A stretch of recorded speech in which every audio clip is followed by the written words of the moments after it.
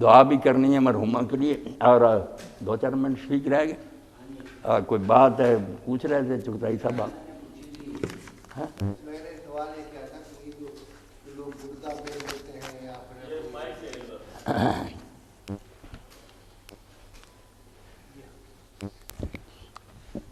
Hello, مولانا سوال یہ عرض کیا ہے کہ یہ لوگ گردہ بیچ دیتے ہیں یا اپنا خون بیچ دیتے ہیں، کیا یہ شرعی کوئی طور آنکھوں پر کا عطیہ بھی دے جاتے ہیں موت کے وقت کہ ہماری آنکھیں جو ہے کسی کو دے دی جائیں، یہ بھی نئی صورتحال پیدا ہوئی نا. اس کے بارے میں کیا اتحاد؟ ہاں اتحاد تو کئی علماء نے تو یہ کہا کہ یہ مسلمان میت کی توہین ہے. انہوں نے کہا مسلمان کو چھوڑ دو، غیر مسلموں کو ایسا کو ملے کر لو.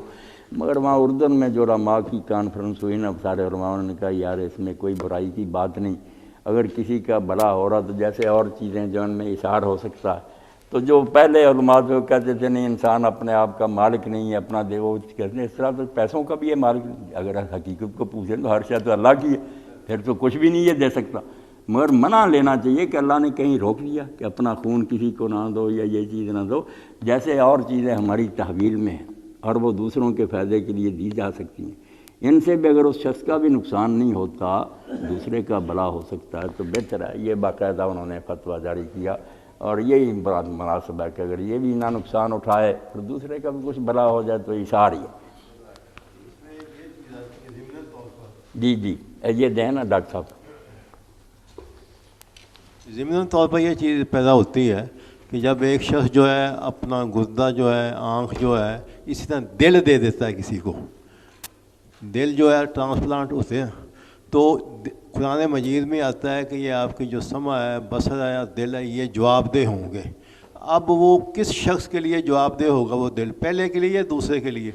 وہ ڈاکٹر صاحب جب تک وہ پہلے میں رہا نا اس وقت تک تو جو ہمارے وہاں کی ہیں کیوں چغتائی صاحب اس کا جواب ہو گیا. جب دوسرے میں منتقل ہو گیا، جب تک یہ ایک مال میرے پاس رہا اس میں جو میں نے اچھا برا سر اس کا میں جواب.